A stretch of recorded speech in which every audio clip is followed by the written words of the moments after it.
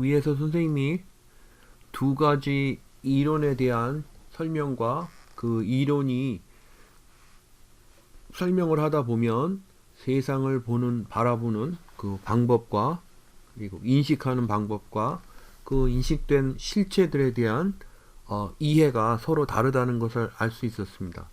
이런 식으로 접근을 해보다 보면은 이 세상의 이론들은 여기서 보는 이렇게 크게 봐서 네 가지 부류의 이론들이 있다라고 하겠습니다. 선생님이 지난번에 이야기했던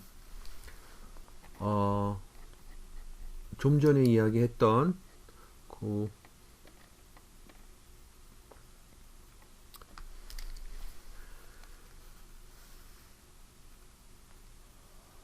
세상에 많은 이론들이 네 가지로 분류된다고 했던 것들은 여기에 있는 네 가지를 말합니다. 첫 번째 것은 conjunctive based theory라고 이렇게 볼 수 있고, 두 번째는 attribute based theory.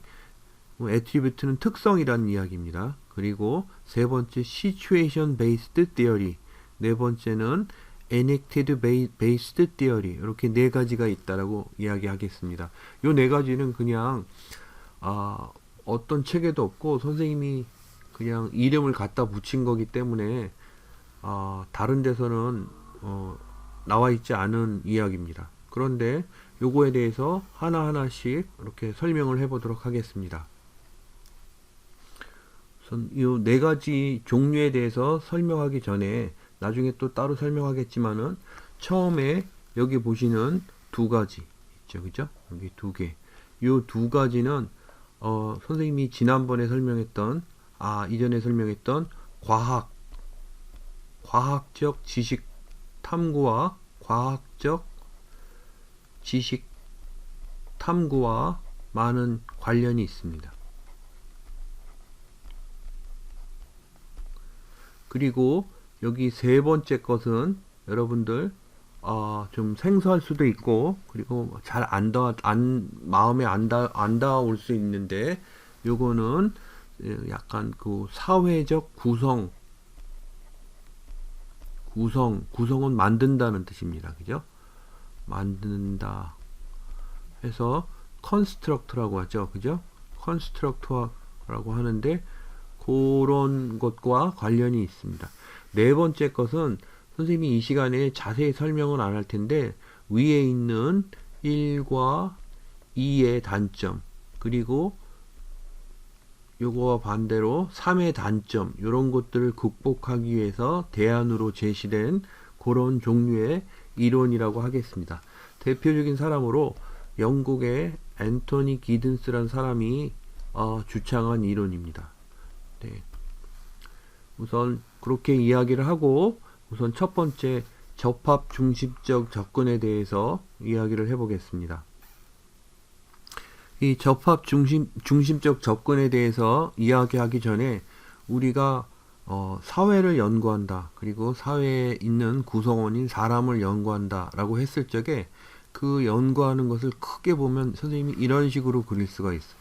이게 전체 사회예요. 사회, 국가, 뭐 그럴 수도 있죠. 그죠? 근데 사회를 공부하는 사람들은 국가 이렇게 이야기를 안 하니까 제도라고 이렇게 이야기를 하거나 혹은 구조라고도 이야기합니다. 구조는 스트럭처라고 이렇게 보통 이야기를 하죠. 그죠? 그래서 구조 혹은 제도는 institution이라고 이야기합니다. institution이라고. 그리고 여기 사회는 society죠. 그죠? 그리고 인간이 어떤 활동을 할 적에 그 틀이 되는 전체라고 이렇게 하는 의미에서 전체라고도 이야기를 합니다. 전체는 영어로 whole이라고, 그죠? 전부, 전체 이런 식으로 이야기를 하죠. 그죠?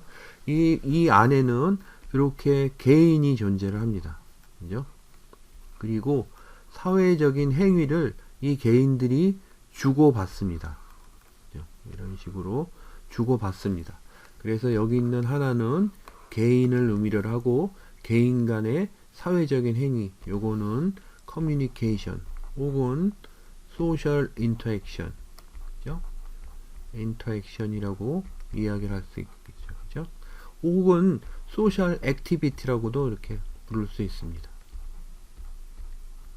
그러면 사회를 공부한다 이랬을 적에 이 사회에 개인들이 어떤 식으로 소셜 액티비티를 서로 주고받는가, 그리고 이 주고받을 적에 이것을 이해할 적에 여기에 이렇게 있는 큰 그림으로 어떤 식으로 접근을 하면 되는가 라고 이렇게 그림을 그려볼 수 있습니다. 이랬을 적에 접합 중심적 접근은 어떤 의미를 갖냐 하면은, 선생님이 여기서 색깔을 바꿔서 어떤 의미를 갖느냐 하면은, 여기 있는 요 전체 있죠, 그죠? 사회, 구조, 제도 이런 것들이 개인에게 영향을 준다는 그런 의미를 갖습니다.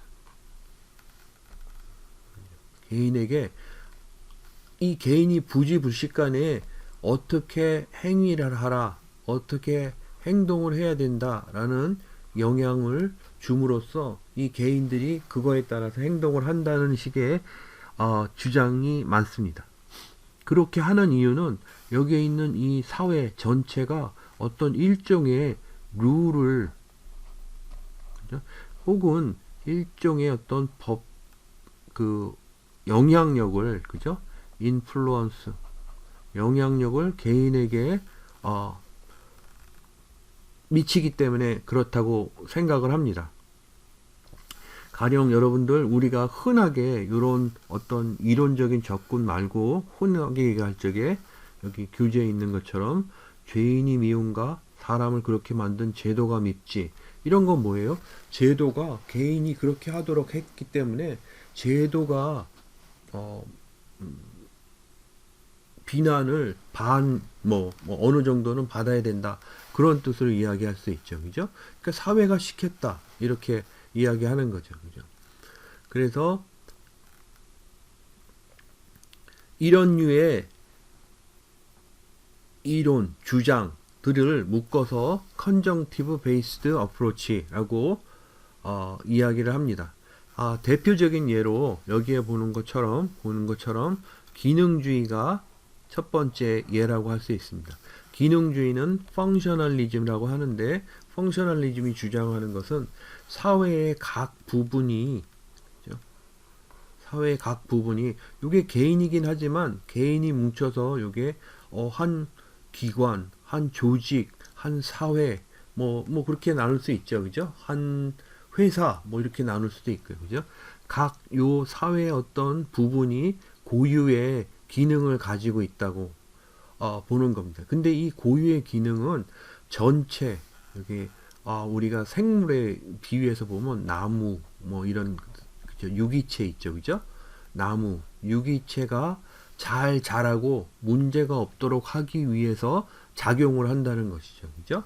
그래서 각 사회 부분은 유기체가 건강하게 유지될 수 있도록 하는 각각의 고유의 기능이 있으며, 그 기능을 잘 수행하고 있을 적에 이 전체가 잘 돌아가게 된다라고 하는 그런 것이 간단하게 이야기하는 기능주의라고 볼 수 있겠습니다. 이런 부류의 연구를 하는 학자는 연구 대상이 무엇이건 간에, 그죠? 무슨 아프리카의 짐바브웨 사회를 연구하거나, 아니면 미국 사회를 연구하거나, 아니면 무슨 북한 사회를 연구를 하거나, 이렇게 연구했을 적에 그 연구하는 대상의 전체 제도 이런 데 관심을 많이 두지, 각 개인에 대해서 관심을 두지는 않습니다.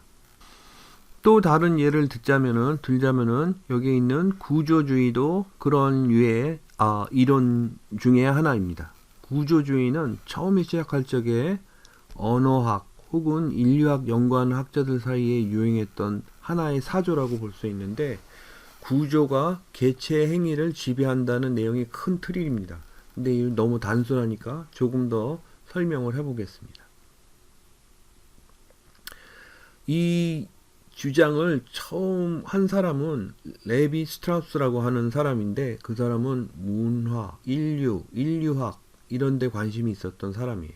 그렇죠? 그러면 인류의 문화가 어떤 식으로 발전을 하는가, 그거에 대한 연구를 하는데, 이 사람이 생각했던 거는 틀을 보면 이것과 거의 흡사합니다. 뭐냐 하면은 이 세상에는 문화, 인간 사회의 문화라고 하는 것을 어떤 식으로 만들어야 된다는 그런 문화의 구조가 좀 존재한다는 거죠. 그죠?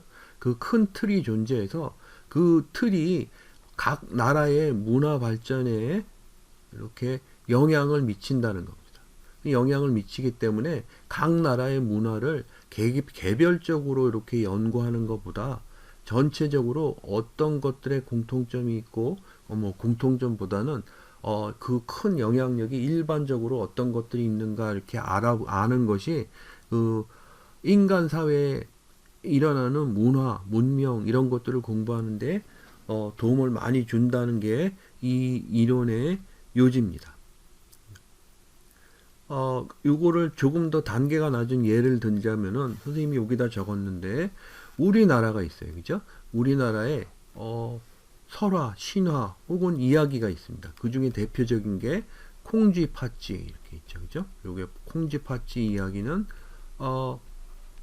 우리나라의 대표적인 전래 동화죠. 그죠? 그래서 이 동화가 의미하는 게 뭐죠? 콩쥐가 어머니를 일찍 여의고 그리고 계모 팥쥐 엄마와 팥쥐와 같이 살게 되면서 핍박을 많이 받죠. 그죠? 핍박을 받다가 핍박 받는 게 너무 심해지는 찰나에 콩쥐가 주위에 뭐 동물이나 아니면 자연의 힘을 얻어 가지고서 종국에는 팥쥐와 팥쥐 엄마를 이기고 행복해진다는 이야기입니다. 그죠? 그런데 이건 우리나라의 이야기고 유럽의 어떤 나라를 가보면은 신데렐라라는 그 뭐라 그러죠? 그 전래 동화가 있습니다. 선생님이 스펠이 기억이 안 나니까 신데렐라라고 이렇게 국어로 쓰죠. 그죠? 한글로 신데렐라라고 이렇게 있는데 신데렐라라는 이야기도 있습니다. 근데 신데렐라도 여러분들 등장인물이 좀 다르고 그러지만은 두 개하고 거의 비슷한 내용이에요. 그죠? 그러면 이게 왜 비슷하냐 하면은 여기 사람이 사는 사회의 문명, 문화를 만드는 구조가 그렇게 시켰다는 뜻입니다. 그래서 유럽의 어떤 나라에서 나오는 전래동화나 우리나라에서 나오는 전래동화나 거의 비슷한 내용을 가질 수밖에 없다는 뜻의 이야기입니다. 그래서 그 전래동화나 이런 것들을 만들도록 하는 것에 대한 어떤 요 인플루언서 전체적인 것을 공부를 하면 요거를 이제 이 사람들은 구조라고 하죠. 그죠? 요 구조를 연구를 하면은 그러면 인류 문명 문화에 대해서 잘 알 수 있지 않을까라고 이렇게 이야기하면서 퍼져나갈 수 있죠. 그죠? 그리고 대표적으로 이것과 이에 대한 연구로 그걸 뭐라 그러죠? 연구 사조로 유명했던 건 언어학 연구가 있습니다. 언어학, 랭귀지 연구죠. 그죠? 랭귀지 연구에서 구조주의가 여러분들 믿기지 않겠지만 1970년대에 많이 유행을 했습니다. 그죠? 그래서 여러분들 요새는 영어를 그런 식으로 안 배우겠지만은 선생님이 70년대 중학생이었고 아니 초등학생이었나? 아무튼 영어를 배울 적에 주어, 수어, 목적어 이런 식으로 배워요. 그죠? 그래서 I kill the man with the gun 뭐 이런 식으로. 그죠? 그러면 여기 원리 원칙이 주어가 있고 주어가 하는 수어가 있고 그 다음에 그 수어가 행짐을 당하는 목적어가 있구나. 그죠? 이런 식으로 이렇게 언어를 연구를 하게 되고 이것들을 또 학생들에게 가르칩니다. 그래서 대표적으로 선생님이 중고등학교 다닐 적에 이런 언어를 분석적으로 하는 거에 영향을 받아서 문법책만 열심히 보고 그죠? 그렇게 했습니다. 선생님이 6년 동안 영어를 배우면서 중학교 3년, 고등학교 3년 이렇게 영어를 배우면서 들었던 적은 영어 원어민이 말하는 영어를 들었던 적은 한 번도 없습니다. 1초도 없습니다. 그리고 선생님이 영어 책을 읽어본 적은 선생님이 다른 그때 고등학교 때 선생님이 몇 번 일어나 그래서 몇 페이지 읽어 그래서 10초 정도 읽은 게 답니다. 그래서 선생님이 아직도 영어를 듣고 말하고가 어색하고 잘 안 돼요. 왜냐하면은 27, 8 뭐 대학교 지나가 마칠 때쯤 그때 필요에 의해서 그렇게 하려고 하니까 나이가 너무 많이 들었던 거예요. 그죠? 근데 아무튼 그때 당시 70년대에는 이렇게 언어를 분석적으로 공부하는 게 대유행이었습니다.